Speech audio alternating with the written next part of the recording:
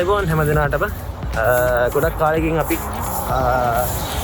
පිටියක් කරගෙන තින්ද ඔන්න අද අපි ආවා ජපානයේ ඉතිරි ඉතාමත් කාර්යම බහුල ගුවන්තොටුපළක් වන හනෙඩා අන්තර්ජාතිකීය ගුවන්තොටුපළේ ආසන්නයේම තියෙන පොඩි පාර්කයක් නේද මේක පාර්කයක්. ඉතින් මෙතෙන්ට ආව හේතුව මම ඉස්සරහට ගිහිල්ලා පැහැදිලි කරන්නම්. අද ටිකක් රස්නේ දවසක්. යමු අපි ඉස්සරහට. මොකද වෙන්නේ කියලා බලන්න.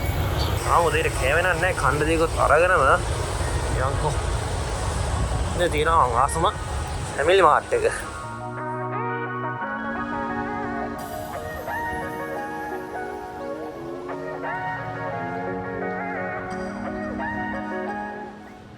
ජා ඉතදකිමෝ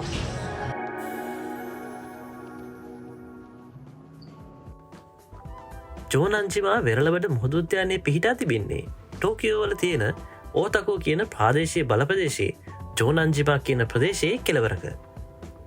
මෙහි ඔබ කොයි කාටත් ඇවිදීමට සහ වැලි සමග සෙල්ලම් කිරීමට හැකි වෙරළ තීරයක් සහ ස්කේට්බෝඩ් සඳහා වෙන් කරලා තියෙන පිටියක් තියෙනවා.